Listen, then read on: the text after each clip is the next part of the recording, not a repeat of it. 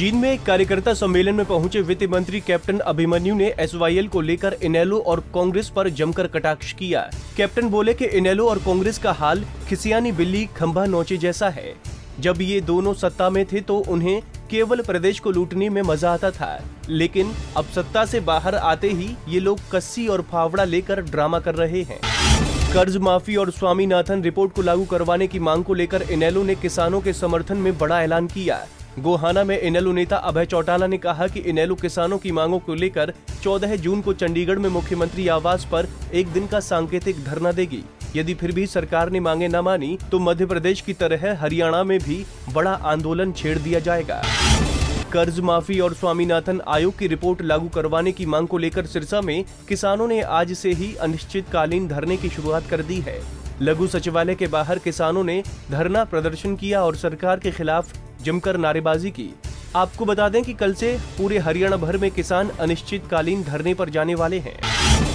नई परिवहन नीति के विरोध में सरकार के खिलाफ रोडवेज कर्मचारियों ने कल से यानी 13 जून से अनिश्चितकालीन हड़ताल पर जाने का ऐलान कर दिया है। अंबाला में पिछले 3 दिनों से हड़ताल पर बैठे कर्मचारियों ने सरकार को चेतावनी देते हुए कहा कि नई परिवहन नीति को रद्द नहीं किया गया तो 16 जून को प्रदेश की सभी राष्ट्रीय राजमार्गों को जाम कर दिया जाएगा। कांग्रेस के राष्ट्रीय प्रवक्ता रणदीप सुरजेवाला ने एक बार फिर से भाजपा की मोदी और खट्टर सरकार को आड़े हाथों लिया है। गोहला चीका के अलबेहड़ा गांव में पहुंचे सुरजेवाला ने कहा कि भाजपा की सरकार से आज हर वर्ग दुखी हो गया है, इसलिए अब इस सरकार का तख्ता पलटने का समय आ गया है।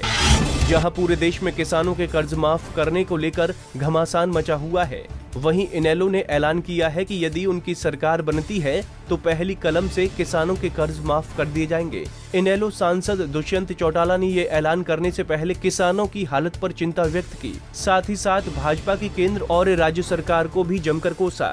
हिसार के बाड़ा हेड़ी गांव में एक दलित लड़की के साथ अपहरण के बाद गैंगरेप की घटना सामने आई है।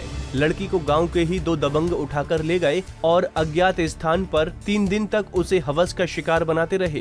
पीड़िता की शिकायत पर पुलिस ने मामला दर्ज कर लिया है।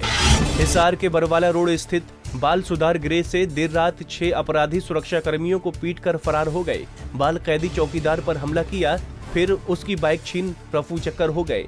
हालांकि पुलिस द्वारा अपराधियों को पकड़ने के लिए देर रात बस स्टैंड और स्टेशन पर सर्च अभियान भी चलाया गया, परंतु पुलिस के हाथ कुछ नहीं लगा।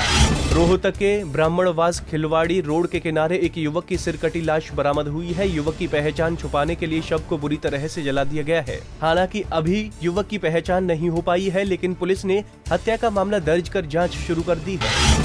कार्यभार संभालने के बाद सभी जिलों में पुलिस अधिकारियों की बैठक ले रहे डीजीपी बीएस संधू ने पंचकुला पुलिस के साथ आज आखिरी मीटिंग की। इस बैठक में डीजीपी ने प्रदेश में कानून व्यवस्था बनाए रखने के लिए अहम फैसले लिए। डीजीपी ने कहा कि हरियाणा में जल्द ही कई नए पुलिस थाने बनाए जाएंगे, साथ ही पुलिस कर्मियों की बम्पर भर्तियां भी की जाएंगी। Bureau report, Punjab Kesari TV.